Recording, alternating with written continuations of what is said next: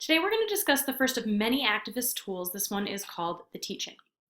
A teach-in is basically an activist tool that is used within universities. The concept is you interrupt the usual flow of business and classes to specifically teach about an important social issue. And it can be wonderfully effective in terms of reaching people on a traditional college campus. It also has limitations in that you're only going to be reaching people on a college campus.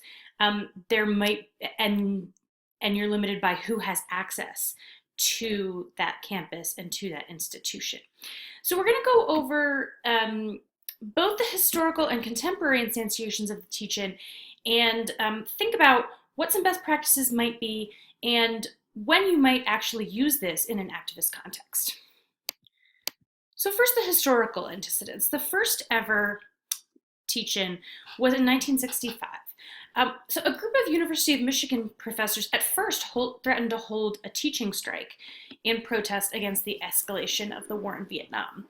And this ended up being so unpopular, they were condemned by the university, the state senate, even the governor. And so they decided that a strike was really not going to be the best tool for them. And instead, they came up with this idea of a teach-in. So they replaced their regular classes with the first ever teach-in on March 25th, 1965. And it was really a big moment for the anti-war movement because it also started this practice of teach-ins across universities throughout the country. So I'm going to play you some footage from the original teach-in at University of Michigan. Bear with it a little bit because some of the footage is not the greatest. It is original. And as you watch, I want you to take some notes. And what I recommend is a double entry journal system. So draw a line down the center of your page. And on the left, you'll keep a list of just the actual details of what's happening, just what you observe. And then on the right, your thoughts, comments, and opinions. And I find this the most helpful way to take notes on any kind of video or moving image. So give it a shot. We'll look and we'll get some flavor of what it was like to be that first teach-in in 1965.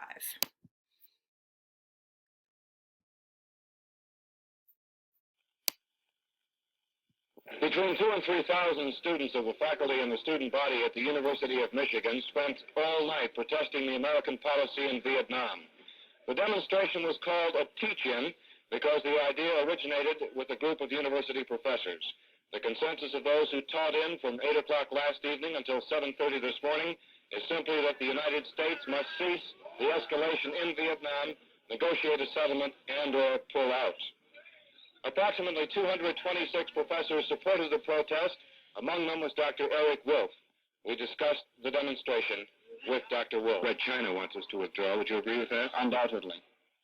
Well, aren't we, in a sense, then, if we follow the dictates of your group, playing into the hands of Red China and the Viet Cong? I don't see why this should be the case.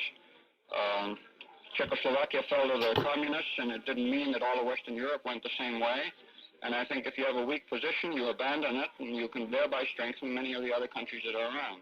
The professors at the University of Michigan hope that the teach-in will gain momentum. Tonight's demonstration was not a thing you could call overwhelming, but as one professor put it, 3,000 people demonstrating all night is not bad for a beginner. Bill Barnes, WXYZ, Ann Arbor, Michigan. Mom, good night. Do you endorse the administration's policy in South Vietnam? Wholeheartedly. And do you endorse bombing of Red China now? Wholeheartedly. And do you endorse bombing Vietnam, North Vietnam now? Not unless it is tactically necessary. The Vietnamese people are not guilty in this war. Does your group think that risking that a third world war would be worth it in Vietnam? No, I don't. But I don't think a third world war is going to be averted by chickening out in Vietnam. The next video we're going to watch is of one of the professors who was one of the planners, kind of explaining himself to a reporter. Here we go.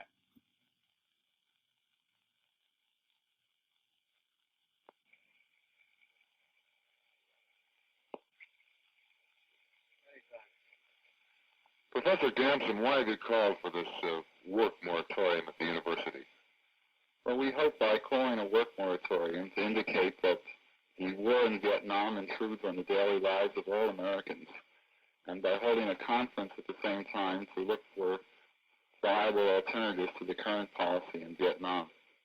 What are your objections to the present American policy in South Vietnam?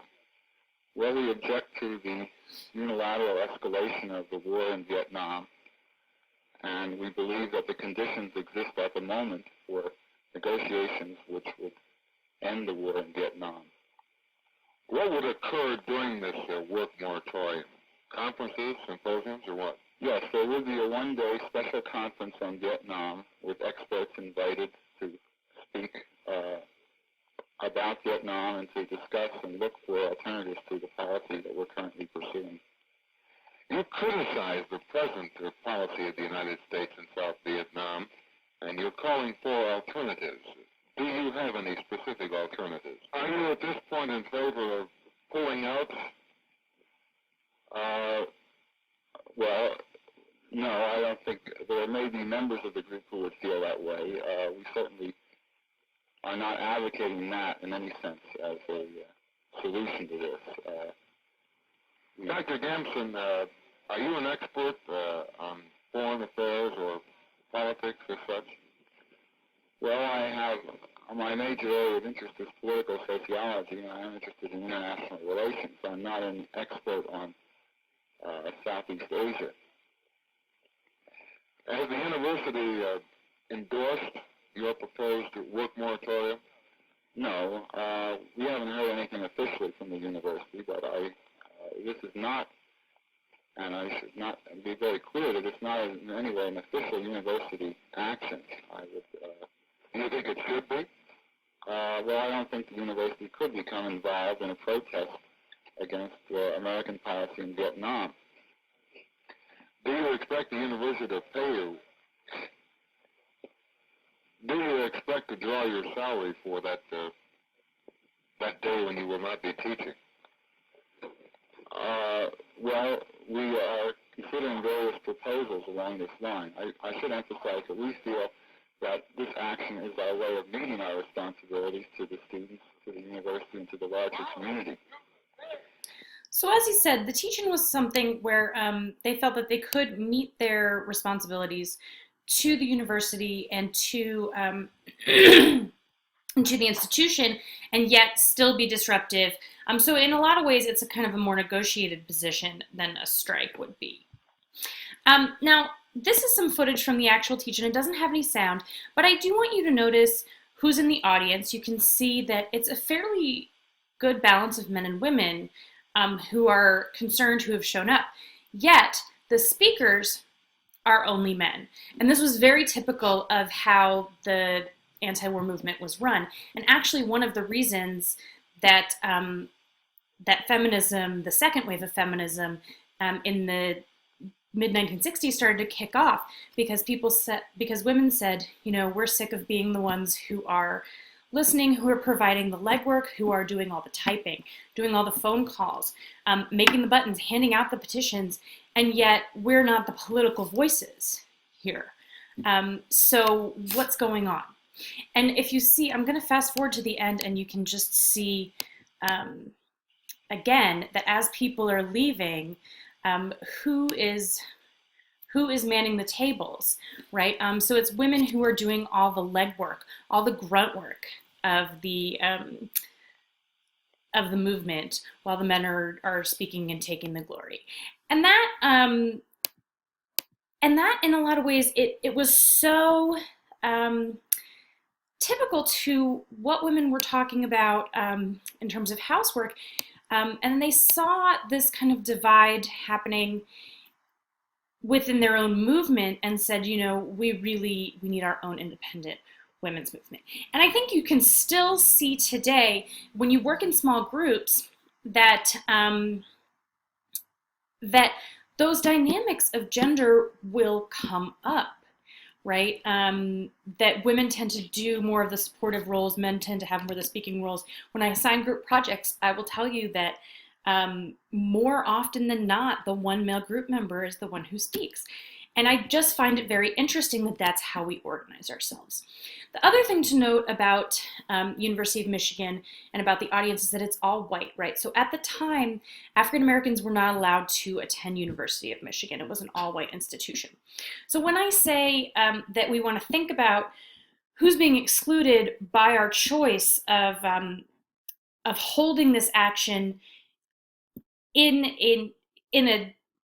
an educational institution, I want you to think about all the people who don't have access to that educational institution.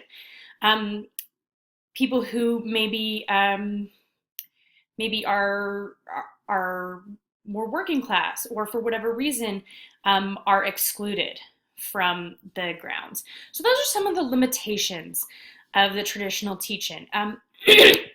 Some best practices, even though we're not going to be doing it for this online class, I do actually ask students in my face-to-face class to do teach-in, so I do have a list of best practices that I think translate also to the YouTube video. And it's to plan a variety of activities. Changes of pace will keep your audience engaged. Try to offer hands-on opportunities for your audience to learn about a social issue. And I think there's ways to do that online to get people implicated, to ask them to do some kind of activity. Incorporate other voices and expert opinions, and invite others to speak. So you're much stronger when you're one person who is facilitating what seems to be a group of voices than when it's just you talking about an issue. So if you can as much as possible bring in your backup, that's going to make your message stronger. And then the last important content component is to offer opportunities for further action and involvement. If you have an excellent teach-in and you do a good job of raising people's awareness on a social issue, the next thing they want to know is, what can I do? How can I stay involved? And you want to keep that momentum going and parlay it into something positive, right? That's the whole purpose of doing the teach-in. So keep that in mind also for your YouTube video. You want to offer opportunities for follow-up. Now, I have a contemporary example also of the Toronto Women's City Alliance, and they held a teach-in on the importance of gender in their city plan. Unfortunately, I don't have enough time because my YouTube video caps off at 15 minutes. I don't have enough time to play it for you within, but I would like you to go watch this video on your own, and as an exercise, take notes in that same way, that double entry system, right? Left, describe exactly what happens, and on the right, think about your comments and thoughts. And you'll notice that with this teach-in, they do a really, really good job of implicating people and of having a variety of activities and bringing people in. So between those two things, I think you should be able to develop a pretty good list of what best practices are. And you might still organize a teach-in today, but in a lot of ways, particularly in an online context, I think the YouTube video needs to replace that, but can do a lot of the same things. And if you think about it, it might be something that people are watching while they're at work or while they're supposed to be doing schoolwork, that you might be able to disrupt their everyday routine in the same way. So there are a lot of similarities, but I think a lot of positivities too. You can reach a lot of people this way. There is, I think, a sense that something is lost when we move from a face-to-face, person-to-person context into an online context. And I think we do lose a little bit, but I also am interested in what's gained. So I just ask you to think about that. I think neither is all good or all bad, but they're just very different. And we need to adapt and have different ways of reaching people now in our digital world. Okay, I will see you on the discussion boards.